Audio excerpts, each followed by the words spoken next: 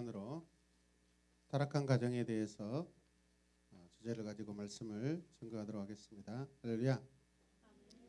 오늘부터 이제 창세기 38장 시작되는데 창세기 38장은 한 이야기인데 내용이 너무 많아서 두 번으로 두 단락으로 나누어서 말씀을 나누도록 하겠습니다.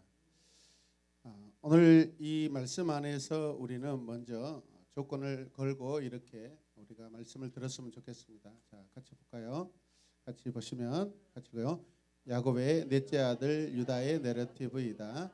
그러나 주인공은 며느리 다말이다. 아멘.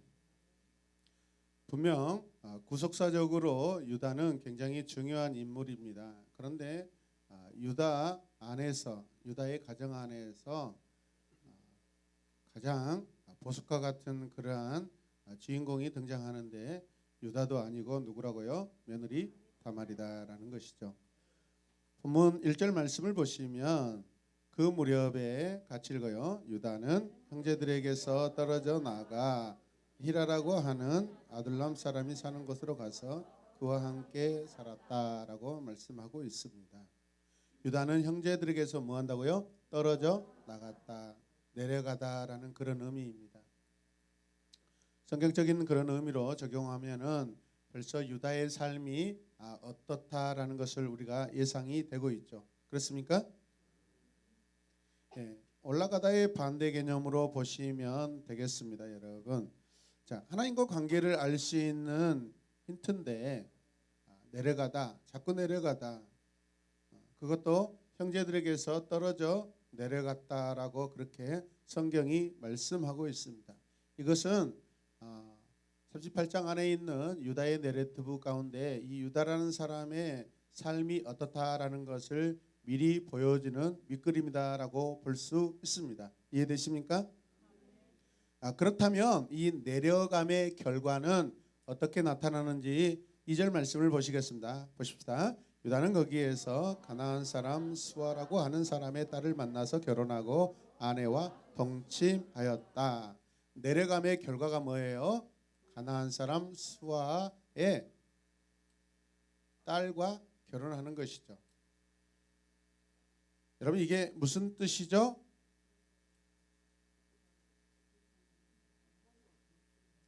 자, 1번 보시겠습니다. 같이 읽으시죠. 하나님의 백성은 종종 자신의 책임을 다하지 못함으로써 그분의 계획을 어렵게 만든다. 분명 언약적으로 또 약속의 어떤 그런 관점에서 여러분 야곱의 자녀들은 가나안 사람과 결혼을 하게 돼 있나요? 아니면 해서는 안 되나요? 해서는 안 되는 것이죠. 그렇습니까?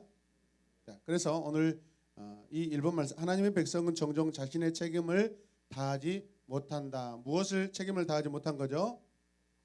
종족 가운데 아내를 선택하지 아니하고 이방에서 지금 아내를 선택한 그런 잘못된 책임을 가지고 있습니다. 그래서 어떤 어려움들이 등장하는지 말씀을 통해서 한번 살펴볼 때 여러분들은 어떻습니까? 지금 여러분들은 혹시 이런 경험이 있지 않습니까? 하나님의 백성으로서 책임을 다하지 못한 그런 경험들이 어떤 경험들이 있습니까? 그때는 또 여러분들 언제였습니까? 여러분 한번 살펴보십시오. 우리의 믿음의 영적인 상태가 굉장히 컨디션이 좋지 않을 때 주로 우리는 아무나 만나고 다니고 아무 곳에나 가고 분별 없이 이렇게 우리가 행하고 했던 그런 기억들이 납니다. 그렇습니까? 자, 유다는 자기 형제들과 떨어져 가나안 여인과 결혼합니다. 이런 행동은 가나안 여인과 결혼하지 않겠다고 하는 아브라함, 이삭, 야곱 이 조상들의 결단을 뒤집어 버리는 것입니다. 이해되십니까? 그들은 그렇게 이런 결혼을 하지 않기 위해서 얼마나 발버둥 쳤습니까? 우리는 지금까지 말씀을 들을 때. 자, 그래서 아브라함과 이삭과 야곱의 결단을 어기는 것이다라고 우리는 볼 수 있습니다. 아내의 아버지는 여러분 대단한 부자입니다. 유다는 부유함을 선택하고 있는 것 같습니다. 성경은 그가 오히려 그래서 내려갔다라고 오히려 그를 평가하고 있습니다. 유다의 인생이 어두운 그늘에 있다라는 것을 지금 우리에게 보여주고 있어요. 이해되십니까? 여러분, 인생은 지금 어둡습니까? 밝아지고 있습니까? 아멘. 1절 말씀을 다시 보시면 그 무렵에 유다는 형제들에게서 떨어져 나가 누구라고요? 히라. 다시 히라. 히라. 히라는 제가 뭐라고 해놨어요? 원어에 보니까 귀족이래요. 귀족. 그러니까 유다의 지금 사회적인 관점은 어디가 있어요? 굉장히 높은 귀족들의 마음이 있다라는 것이죠. 그래서 그 히라와 그 귀족을 만나서 친구가 됩니다. 그리고 수아라고 하는 가나안 사람을 소개받아서 수아의 딸과 결혼하게 됩니다. 유다는 광야에서 형제들과 살았지만 마음속에 아마도 세상에서 그 부자들이 되고 싶은 마음이 있었던 것 같아요. 더 이상 이 먼지구덩이, 이 사막에서 광야에서 양치기대로 나 살고 싶지 않아. 아마도 그런 갈등이 인생 가운데 왔다고 여겨집니다. 어떻게 보면 자기 아버지 야곱을 꼭 빼닮은 것 같습니다. 야곱도 만족하지 못한 사람입니다, 여러분. 그래서 유다는 가나안 족속과 혼인함으로써 자신을 낮춘 최초의 형제가 되었다라고 평가할 수 있습니다. 얼마나 비극적인 이야기입니까, 여러분? 죄를 지어도 여러분 첫 번째 죄를 지으면 그게 더 치욕스러워요. 할렐루야. 어떤 좋은 일을 해도요, 첫 번째 하면 영광스럽지만 어떤 나쁜 것을 했는데 항상 사건에 우리 청소년 친구들이 어떤 친구들하고 어떤 사건에 연루되면은 가장 중요한 게 뭔지 아세요? 가장 중요한 단서가 누가 하자고 시작했어예요. 알겠어요? 알겠어요? 조심하셔야 돼요. 시우같이 열정이 가득한 친구들은 막 앞서서 가서 막 할 수가 있다. 그러나 지금은 그렇지 않을 줄로 믿습니다. 아멘. 12형제 중에 가장 먼저 이방인 여자와 결혼했다라는 거예요, 여러분. 얼마나 치욕스럽습니까? 누가요? 유다. 장차 예수님의 조상이 될 사람이에요. 부끄러운 선택입니다. 같이 고백합시다. 부끄러운 선택입니다. 어리석은 길을 갔습니다. 아멘. 3절 말씀 보십시다. 그가 임신하여 아들을 낳으니 유다가 그 아들 이름을 첫째 에르. 그가 또 임신하여 아들을 낳았다. 이번에는 아이의 어머니가 그 아들 이름을 오나. 엄마가 아버지가 지은 것도 아니고 엄마가 지었어요. 그리고 또 다시 아들을 낳았는데 그 이름을 셀라라고 했다. 자, 아들 이름들 한번 해봐요. 시작. 에르, 오난, 셀라. 에르라는 이 아들의 의미는 자각하다, 반성하다. 오나는요, 둘째 오나는 강하다, 힘이 세다. 셀라는 무엇을 요구하다라는 것입니다. 그런데 우리가 이런 이름의 의미를 볼 때 우리는 항상 여러분 사람의 관점으로 보는 것이 아니라 누구의 관점으로 봐야 돼요? 하나님의 관점에서 봐야 돼요, 여러분. 반성하다.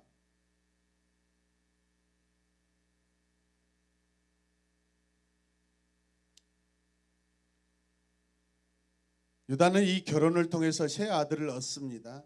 에르와 오난과 셀라. 그런데 5절 말씀을 보세요. 그가 셀라를 낳은 것은 어디예요? 거십이었다라고 합니다. 거십은 케지브라는 그러한 지역의 이름인데 이 지역의 이름이 어떤 의미를 가지고 있어요? 실망시키다, 속이다라는 거예요. 하나님의 관점으로 보셨을 때.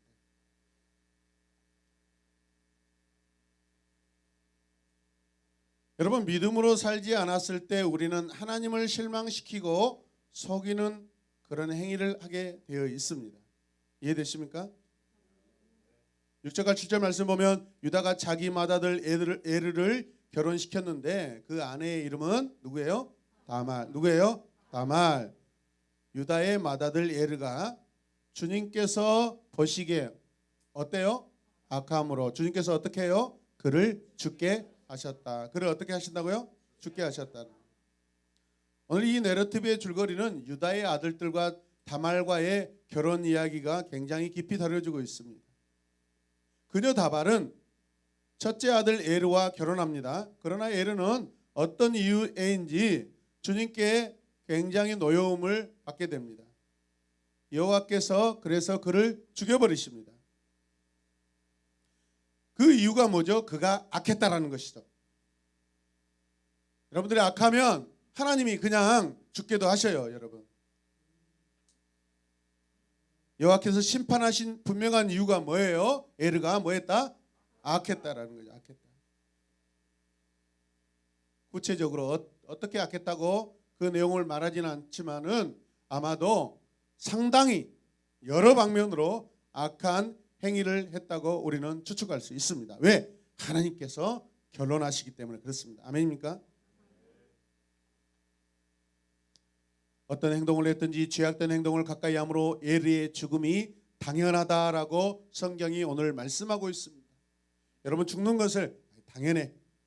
죽는 거, 걔 죽는 거 당연해. 그래 죽을 줄 알았어. 왜 죽어야 돼? 마치 가슴 아프지만 이런 것이 죽으면 안 되는데 왜 죽었지? 그 죽음이 너무 슬프고 안타까워야지. 여러분, 걔 그럴 줄 알았어. 걔 죽을 거야. 여러분 그런 판단이 우리 안에 있지 않기를 원합니다. 우리는 살아야 될 존재들입니다. 믿음으로 살아야 될 존재들입니다. 할렐루야. 주님께서 이 아들을 죽게 하셨다라는 것은 하나님의 공의입니다. 공의. 하나님의 공의의 심판입니다. 여러분 믿습니까? 이 말씀을 가지고 하나님이 살인자다 어쩌다 여러분 그런 말할 필요가 없어요. 여러분 이미 그가 악함으로 주님께서 그를 죽게 하셨다라고 공의의 판단을 내리고 계셔요. 여러분 이해되시면 아멘.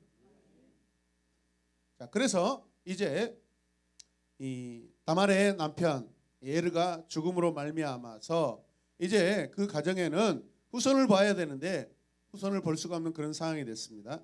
고대 시대에는 이런 제도가 있었어요. 같이 보십시다. 형사치수제. 따라서 형사치수제.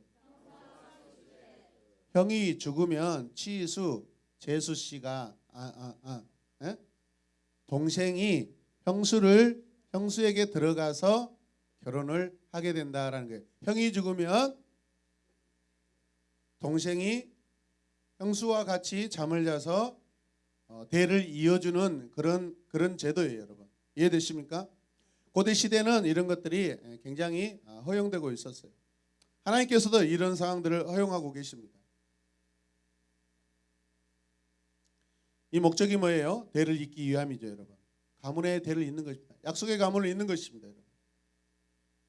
8절 말씀을 보십시다. 유다가 오난에게 말하였다. 너는 형수와 뭐해서 결혼해서 시동생으로서의 책임을 다해라. 그 책임이 뭐예요? 너는 내 형의 이름을 이을 아들을 낳아야. 누구와 함께? 형수 다말과 함께. 대답을 하세요. 자지 말고. 여러분 뭘 했까 이렇게 잠을 주무십니까? 그러나 둘째 오난은 아버지의 그런 계획을 마음에 두지 않습니다. 아버지를 거역하는 것입니다. 위로 올라가면 하나님의 법을, 율법을 여러분 대적하고 거스리는 것입니다. 여러분. 이해되시면 아멘. 9절 말씀을 보십시다. 그러나 오난은 아들을 낳아도 그가 자기 아들이 안 되는 것을 알고 있었으므로 형수와 동침할 때마다 형의 이름을 이을 아들을 낳지 않으려고 정액을 땅바닥에 쏟아버리곤 하였다. 형수 다말과 결혼하고 관계는 하였지만은 책임을 지지 않고 있다라는 것이에요, 여러분. 여기서 또다시 가정 안에 또 다른 이 악인이 등장하고 있습니다. 이 가정의 첫 번째 악인은 누구예요? 에르. 두 번째는 누구예요? 오난이에요. 또 다른 악인이 등장하고 있어요. 오난은 율법을 자기 육체를 만족하는 데 사용했을 뿐 가정의 자손을 이어야 될 그 관습의 그 규정과 의무를 지키지 않고 있습니다. 자기 만족만 이루고 있어요. 지금 이러한 행동은 후손을 멸망시키는 그런 행위입니다. 이해되십니까? 책임 없이 관계에 만족만치 않은 이 태도는 부도덕한 사람들 사이에서 항상 반복되어 일어나는 일이라는 것입니다. 여러분. 이해되시면 아멘. 여러분 이번에 충격적이고 놀라운 그런 일들이 일어났는데, 범죄단체가 있는데 박사방이라는, 거기에서 미성년자를요 강간하고 폭력하고 그것을 동영상으로 찍어요. 어떤 미성년자 여자를 데려왔는데 그 여자애가 여러분 자발적으로 옷을 벗고 그러면은 걔는 재미없다고 탈락시켜버려요. 막 거절하고 거부하고 맞으면 울고 막 피를 흘리고 그러면은 걔는 좋은 그런 대상자예요. 수십만 명이 회원으로 가입해가지고 무려 처음에는 몇만 원에서 몇십만 원, 뭐 100만 원이 넘어갔다고 그래요. 한번 그 영상을 볼 때마다. 그 온라인 사이트를 운영하는 그 걔가 걔라고 해야 되나? 20대예요, 20대. 이번에 잡혔어요. 세상은 갈수록 악해지고 있어요. 조심하셔야 돼요. 여러분 게임하지 마세요. 여러분 걸리면 죽습니다. 걸리면 여러분 스스로 죽어요. 여러분. 제가 어떻게 여러분을 그렇게 하겠어요? 여러분이 죽어요. 여러분이. 왜 그런 일들이 일어나요? 스스로 그런 악한 게임의 중독에 일어나서 자기의 모든 생각과 마음이 모든 폭력과 모든 음란과 그런 것들로 가득 차 있으니까, 그게 여러분 그 마음에 그 생각이 어떠하면 그 행위도 어떠한다라고 그렇게 성경이 말씀하고 있어요. 그 위인이. 이해되십니까? 악한 것들을 많이 보면 악한 행동을 할 수밖에 없다고 해요. 이해되십니까? 말씀을 들을 때 여러분 바르게 들으셔야 돼요. 할렐루야. 바른 자세로 들으세요. 말씀을 들을 때 바른 자세로 들으라고요.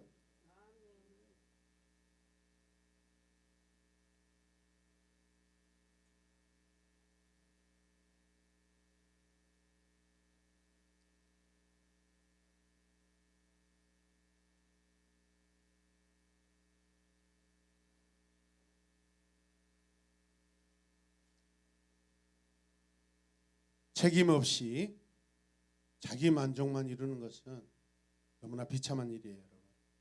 부도덕한 일입니다. 10절 말씀 보겠습니다.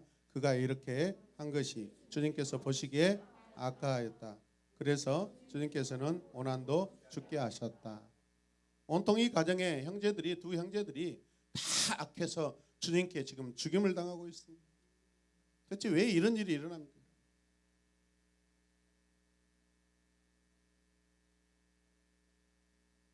우리 가정도 뭐 풍지박산이 났어요.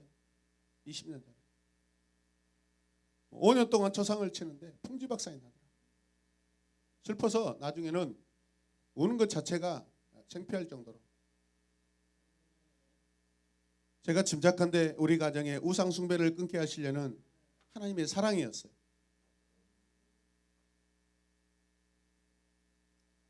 그런데 슬픔이 있을 때는 잠시 피난처를 찾는 듯 하였는데 시간이 지나니까 다시 교만해져서 온갖 우상으로 가득합니다.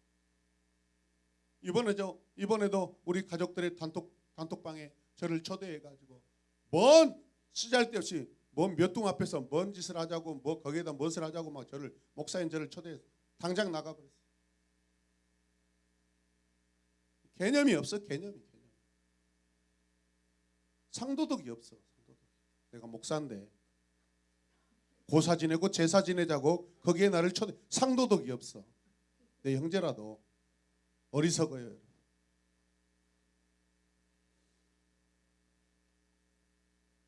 기분 나빠 죽겠어.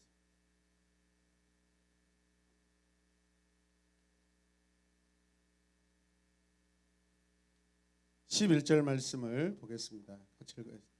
10절 11절 읽었어요? 11절 읽읍시다. 시작. 유다는 자기의 며느리 다말에게 말하였다. 나의 아들 셀라가 다 클 때까지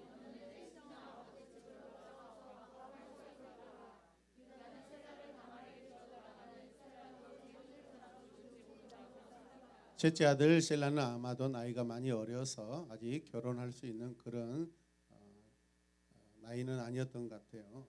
그런데 이게 아마 유다에게는 핑계거리가 되었어요. 여러분. 핑계거리. 핑계를 만들어서 그리고 다말을 친정으로 보내버립니다. 상속자의 어머니가 될 권리를 가진 누굴까요? 다말이에요. 따라서 상속자의 어머니가 될 권리를 가진 다말. 아멘. 그런데 그 권리를 이행하지 못하게 됐어요. 그 특권을 부여받지 못하게 됐어요. 자식들이 지금 다 죽어요. 지금 하나님 앞에 악해서. 나머지 셋째 아들은 너무 어려서 결혼할 수 없는 그런 상황인 것 같아요. 그녀는 과부로, 그것도 자식을 낳지 못한 과부로 남게 될 판입니다. 비참한 처지에 놓였습니다. 누구도 그녀의 문제를 해결해 줄 수 없습니다. 다만 그녀는 율법에 규정된 권리를 얻기 위해서 여러분 그 가문을 계속 이어가고 싶어서 이어가게 하려고 스스로 문제를 해결하려고 지금 고민하고 있습니다. 그 해결책을 찾고 있습니다. 오늘 이 복잡한 문제의 원인이 무엇입니까? 오늘 이 가정에 이 복잡한 문제가 일어난 그 원인이 무엇입니까? 그 가문의 남자들이 여호와의 법에 순종하면 되는데 순종하지 않고 있습니다. 여러분, 율법의 책임을 성실하게 행하면 되는데 행하지 않기 때문에 이런 문제들이 계속해서 발생되고 있습니다. 거부하고 실패한 데서 그 원인을 찾을 수 있다는 것입니다. 여러분, 우리 인생의 모든 문제의 원인이 어디가 있어요? 하나님 말씀에 순종하지 않고 하나님 말씀을 거역하고 살기 때문에 우리 인생의 모든 문제가 일어나는 것이 아니겠습니까? 여러분,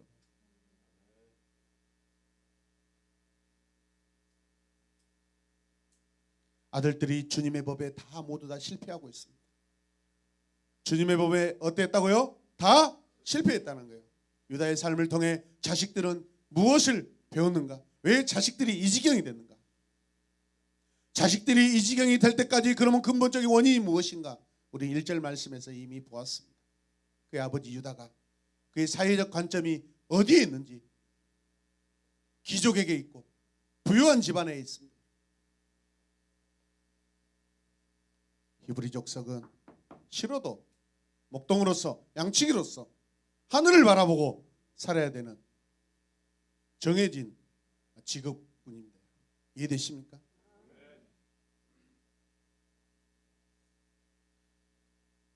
도시에 들어가서 살 수 없습니다. 산과 골짜기 들판에서 하나님의 은혜를 덧입고 살아야 될 자녀들입니다. 그게 외롭고 쓸쓸하고 그게 초라해 보이죠. 그러나 그게 하나님을 순수하게 지켜내는 삶입니다. 여러분들이 고난 가운데, 걱정 가운데, 두려움 가운데, 여러분 이 상황이 지금 계속해서 그렇게 확대되고 있는데, 그렇다고 여러분이 그 답답한 마음을 해결하기 위해서 날마다 편의점에 짜장면 집에 가서 어디 나이트클럽에 가서 어디 뭐 콜라텍에 가서, 이번에 어떤 확진자 할아버지는 70 먹은 할아버지는 일주일에 3번씩이나 콜라텍에 갔다가 하더라고요. 무슨 정력이 그렇게 좋은가 모르겠어.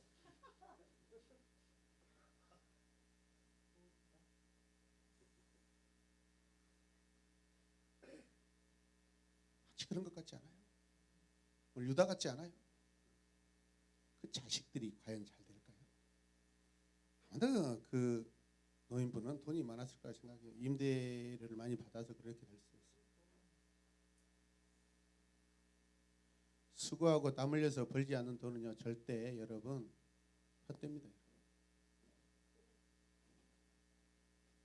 힘써 여러분 땀 흘려서 소득을 취하시길 바랍니다. 할렐루야. 그게 성경적인 법입니다. 진정한 부자가 누구입니까? 누가 진정한 부자입니까? 하나님의 백성은 누구와 친구를 해야 할까요? 여러분 제발 친구를 잘 사귀시길 바랍니다. 지랄 같은 친구는 다 버려요. 제발. 밤마다 이렇게 나오라고 그러고 밤마다 꼬시고 밤마다 전화해가지고 가정을 파괴하는 주범들이에요.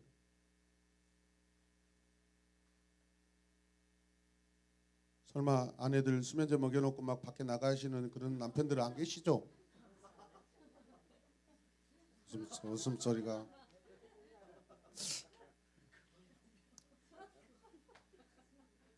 음식에 탈이 없다는 내용 증명을 띄워오세요. 이렇게 불안할 때는 설거지도 시키지 마세요, 아내들. 그게 두 번째 내러티브를 보겠습니다. 같이 읽어봅시다. 하나님의 백성은 종종 옳다고 생각하는 일의 성공을 보장하기 위해 극단적이고 기만적인 행동에 의지하기도 한다. 누구 이야기일 것 같아요? 다말. 오늘 이 내러티브에는 유다를 세상적인 사람으로 소개하고 있습니다.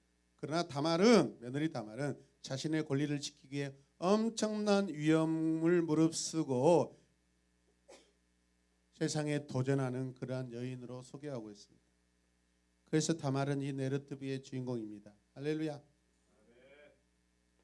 드디어 적당한 때가 되었습니다. 무슨 말이냐고요? 유다의 아내가 죽었습니다. 유다의 아내가 죽으니까 더 이상 이제 유다에게서는 후손을 볼 수 있어요? 없어요? 없어요. 자식들에게도 후손을 볼 수 있어요? 없어요? 없어요. 완전히 지금 모든 가능성은 다 닫혀져 있는 상태입니다. 그러나 그 가정에 유일한 여자가 있어요. 누구예요? 다말이에요. 다말. 자, 12절 말씀 읽겠습니다. 시작. 그 뒤에 오랜 세월이 지나서 수아의 딸 유다의 아내가 죽었다. 고구라는 기간이 끝났을 때 유다는 친구 아들람 사람 히라와 함께 자기 양털에 털을 깎으러 딥나로 올라갔다. 이 양반은 아내가 죽자마자 바로 친구들 찾아갑니다. 이 썩을 놈아. 10점 지키지 좀 며칠이라도. 양의 털을 깎으러 갔다라는 것은 이 당시의 고대 시대는 양털 깎기 축제가 있습니다. 거기에 간 거예요. 거기에 간 거예요. 연병할 놈이 지금 맨날 이런 것만 좋아하는 거예요. 지금 아내는 죽어가지고 지금 슬플 때인데 주여 나는 그렇지 않게 하소서. 저는 그런 일이 없어요. 아내가 먼저 죽게 돼 있으니까.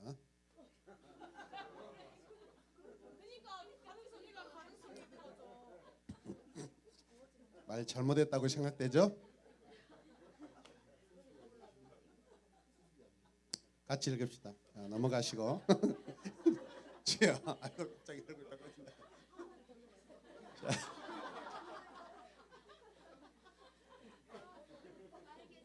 감사하시길 바랍니다. 오늘 이 자리에 사모님이 설교를 안 듣고 있어서 얼마나 감사한지. 볼륨 좀 줄여줘요. 같이 읽읍시다. 이게 다말에게는 기회가 될 줄이야. 기회도 노력하는 자에게 찾아온다. 예. 여기서 나눴던 이야기를 부엌으로 전달되면 그 사람은 간첩입니다. 계셔요?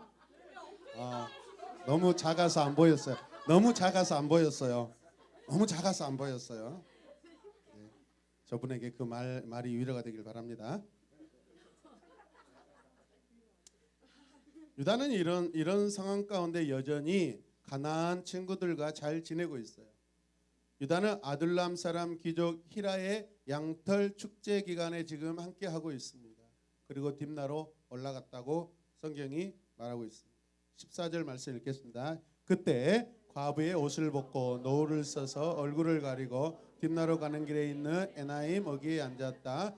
그것을 막내 아들 셀라가 이미 다 컸는데도 유다가 자기와 셀라를 짝지어주지 않았기 때문에 누구의 이야기예요 지금? 며느리 다말의 이야기죠. 다말이 당시 과부들이 입었던 옷을 벗어버리고 당시에는 과부가 되었으면 과부의 표시를 해야 돼요 여러분. 그게 고대 사회의 여러분 규칙이고 원칙입니다. 왜? 그 과부로 인하여서 범죄하지 않도록 하기 위함입니다. 여러분. 이해되십니까? 과부의 옷을 벗었고 노울로 얼굴을 가리고 길 어귀에 앉았다라는 게 무슨 뜻일까요? 여러분 창녀로 위장했다라는 거예요. 여러분. 창녀가 된 것이 아니라 창녀같이 변장했다라는 거예요. 여러분. 이해되시면 아멘. 저는 과거에 이 본문에서 다말이 창녀인 줄 알았어요. 근데 나중에 보니까 창녀가 아니에요. 창녀같이 이렇게 얼굴에 스카프로 얼굴을 가렸다라고 지금 성경이 말씀하고 있어요. 15절 말씀 읽어요. 시작. 길을 가던 유다가 그를 보았지만 얼굴을 가리고 있었으므로 유다는 그가 창녀인 줄 알았다. 예, 아마도 이 본문 말씀 유다는요. 유다는 굉장히 아마 아내가 죽은 이후로 이런 상황들을 자주 이렇게 접했던 것 같습니다. 익숙해요 보니까. 스카프로 얼굴을 가렸다는 것은 사회 통념상 창녀같이 부끄러운 그 신분을 가리는 거예요, 여러분. 과거에 이슬람 쪽에 어떤 영화를 잠시 한번 본 적이 있는데 이런 비슷한 상황인데 이게 스카프로 얼굴을 가리고 남자와 함께 저 안쪽 방으로 들어가는 그런 영화를 제가 잠시 한번 본 적이 있어요. 근데 그게 이제 그 주제는 아니고요. 그 여인의 굉장히 마치 여자의 일생이라는 그런 가슴 아픈 그 여자의 삶을 다루는 그런 다큐 같은 드라마였어요. 왠 줄 아세요? 먹고 살기 위해서. 근데 더 안쪽 방에 가니까 어린 아이가 있더라고요. 그 아이의 여러분 먹거리를 장만하기 위해서 여자가 그렇게 지나가는 남자들을 그렇게 만나고 있는 그런 영화였어요. 다말의 신분이 지금 과부에서 창녀로 바뀌는 것을 볼 수 있습니다. 뭐에서 뭐로 바꿔요? 과부에서 창녀로 바꿨어요. 여러분 결론적인 말씀이지만은 오늘 말씀을 보면 이 다말에게 과부라는 그 신분이 죄도 아니고 창녀로 변장하는 여러분 그 모습도 여러분 죄된 모습이 아닙니다. 성경에는 죄라고 말하지 않습니다. 왜 그러는지 한번 보십시오. 자, 16절 말씀 읽어요. 시작. 그래서 유다는 그가 자기 며느리인 줄 모르고 길가에 서 있는 그에게 가서 말했다. 너에게 잠시 들렸다가 가마. 자, 들어가자. 그때 그가 물었다. 저에게 들어오시는 값으로 저에게 무엇을 주시겠습니까? 몸값을 말하는 거죠. 몸값을 달라는 거죠. 유다는 창녀라고 생각한 그녀가 자기 며느리인 다말이라는 사실 알아요, 몰라요? 모릅니다. 다말의 몸값을 어떻게 지급할 것인지 지금 요구하고 있어요. 17절 말씀 보시면 유다가 말하였다. 나의 가축대에서 새끼 염소 한 마리를 보내마. 그가 물었다. 다말이죠. 그것을 나에게 보낼 때까지, 내가 받을 때까지 어떤 물건이든지 담보물로 주시겠습니까? 새끼 염소가 오기 전까지 보장해달라는 거죠. 그래서 18절 말씀 읽어요. 시작. 유다가 물었다. 내가 너에게 어떤 담보물을 주랴? 그가 대답하였다. 가지고 계신 도장과 허리끈과 가지고 계시는 지팡이면 됩니다. 그래서 유다는 그것들을 그에게 맡기고 그에게 들어갔는데 다말이 유다의 아이를 임신하게 되었다. 오늘 이 본문 안에서 세 가지의 담보물이 나옵니다. 뭐죠? 도장, 허리끈, 지팡이. 도장은 뭐죠? 그 사람이 누군지 신분하게 되는 것 맞습니까? 허리끈은 뭐죠? 삶을 확인할 수 있는 그 허리띠를 보면은 이거 유다 건데 도장에 유다의 이름이 찍혀 있어요, 안 찍혀 있어요? 찍혀 있어요. 지팡이는 명예를 상징하는데 그 지팡이는 유다만 가지고 다니는 지팡이에요. 누가 봐도 도장, 허리끈, 지팡이를 보면 이게 누구 건지 알아요, 몰라요? 누구 거예요? 유다 것이죠. 유다는 그녀에게 그 물건을 지불할 때까지 자신의 신분을 증명할 수 있는 증표인 약속의 증거물을 줘야만 했는데 참 지혜롭죠. 자, 19절 말씀 보십시다. 다말은 집으로 돌아가서 이제 노후를 벗고 도로 과부의 옷을 입었다. 창녀의 신분을 정리하고 다시 과부의 신분으로 돌아왔다라는 것이죠. 신분이 왔다 갔다 합니다. 왜 자꾸 이런 복잡한 상황이 일어나요? 미션 완료했기 때문에 그렇습니다. 따라서 미션 완료했다. 그런데 이후에 여러분 유다는요 자기 친구에게 창녀를 찾아달라고 부탁합니다. 부탁한 친구가 누굴까요? 히라예요. 히라. 근데 히라에게서 이런 연락이 옵니다. 자, 20절 21절 읽어요. 한편 유다는 자기 친구 아들람 사람 한편에 새끼 염소 한 마리를 보내고 그 여자 여인에게서 담보물을 찾아오게 하였으나 그 친구가 그 여인을 찾지 못하였다. 그 친구는 거기에 사는 사람들에게 에나임으로 가는 길가에 서 있는 창녀가 어디 있느냐고 물었다. 그러나 그들의 말이 거기에는 창녀는 없다고 하였다.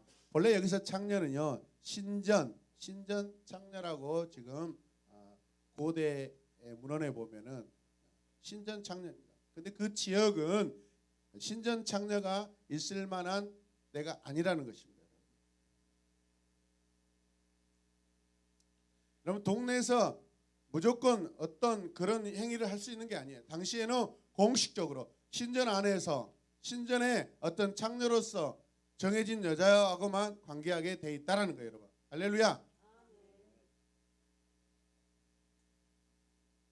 유다가 지금 바삐 움직입니다. 친구에게 부탁하죠. 친구에게 자기가 원하는 그런 소식이 들려오지 않았어요. 22절 말씀을 보면은 그는 유다에게 돌아가서 말하였다. 그 여인을 찾지 못하였네. 그보다도 거기에 사는 사람들이 그러는데 거기에는 창녀가 있다 없다? 없다라는 거죠. 자, 그때 23절 말씀 보면 유다가 이렇게 이야기합니다. 같이 읽을까요? 가질 테면 가지라지 잘못하다가는 창피만 당하겠네. 어찌하든지 나는 새끼 염소 한 마리를 보냈는데 다만 자네가 그 여인을 찾지 못한 것뿐일세. 이게 보면은 가질 테면 가지라지. 그리고 나서 여러분 의미가 바뀝니다. 잘못하다가는 누가? 유다 자신이. 잘못하다 내가 창피당하겠는데 그런 뜻이에요.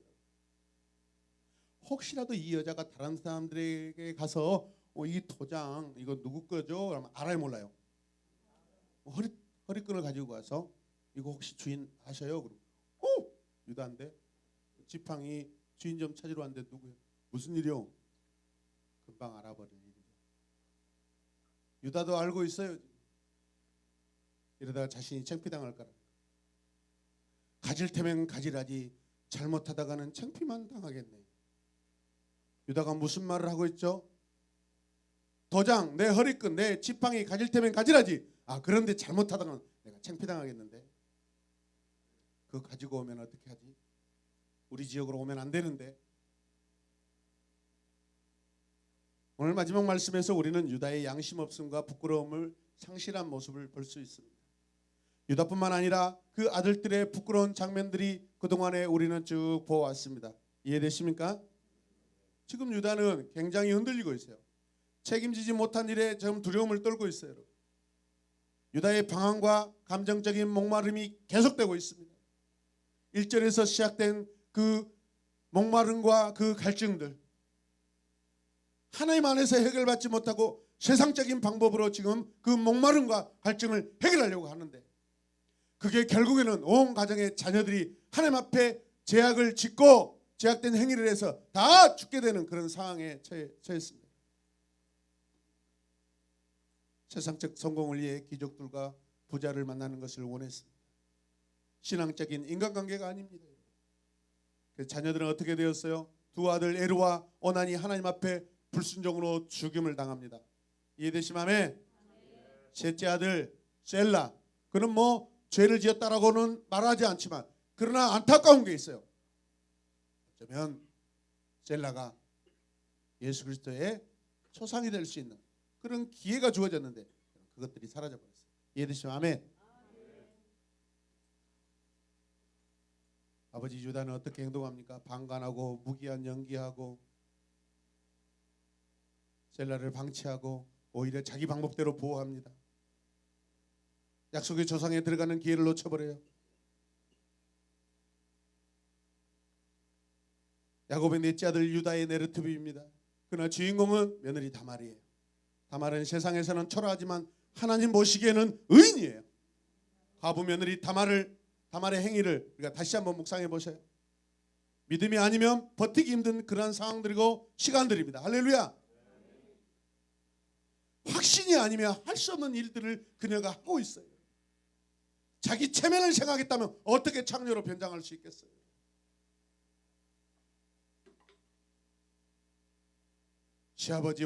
시아버지를 속이고 시아버지와 그렇게 동침한 사건들, 어쩌면 시아버지에게 여러분 죽임을 당할 수 있는 그런 상황입니다. 그러나 그녀의 마음속에는 뭐가 있어요? 하나님 나라에 대한 소망이 있어요. 언약을 이행하려고 하는 여러분 언약 이행에 대한 결단이 있고 책임이 있어요. 하나님 보시기에 성실해요, 여러분. 보통 과부가 아닙니다. 에르가 누굽니까? 자각하다, 반성하다. 하나님 보시기에 뭘 자각하고 뭘 반성해야 돼요? 죄악을 반성해야 되죠. 오난, 강하고 힘센다. 누구를 위해서 힘셌습니까? 아마도 세상적으로 그가 밖에 나가서 온갖 아마 왈패짓거리를 다 했을 것입니다. 그러므로 그런 세상 물정을 잘 알기 때문에 형수에게 자기 자식 뺏기고 싶지 않아서 하나님 앞에 죄를 지었습니다. 할렐루야.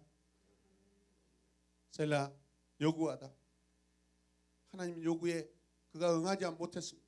하나님 요구를 거절했습니다. 하나님 요구에 합당한 삶을 살지 못했어요. 선택받지 못하였습니다. 할렐루야. 오늘 저는 이 말씀을 준비하면서 마태복음 1장 3절 말씀이 생각났어요. 같이 읽어요. 시작. 유다는 에르 오난 셀라가 아닌 다말에게서 베레스와 셀라를 낳고. 마태복음 1장은 모든 믿음의 족보들에 나오는 사람들을 기록하고 있어요. 거기에 유다가 나오는데 뭐라고 하나요? 유다는 누구에게서? 다말이 아니면 이 가문은 이어질 수 없어요. 주인공이 누구예요? 다말. 에르와 오난 셀라가 아닌 누구의? 다말에게서 자손이 이어집니다. 믿으시면 아멘. 소망이 누구에게 있어요? 하나님 나라가 주목받지 못한 누구 안에 있습니까? 다말. 유다는 타락하고 무책임하지만 주님께서는 다말에게서 믿음의 자손이 나오게 하십니다. 할렐루야. 긍휼이 풍성하신 우리 주님께서 죄인 다말을 불쌍히 여기시고 긍휼을 베풀어 주고 계십니다. 그 긍휼이 우리에게도 임하시고 우리에게도 임하셨는 줄로 믿으시길 바랍니다. 기도하겠습니다. 하나님 감사합니다. 죄인 중에 죄인이요 죄인 중에 괴수인 우리들, 오늘 마치 다말처럼 아무것도 할 수 없고 죄인으로 취급받고 초라한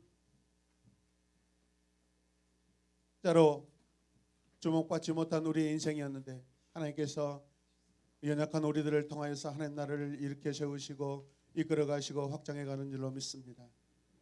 영적인 책임을 다하게 하여 주시옵소서. 예수님의 이름으로 기도드립니다.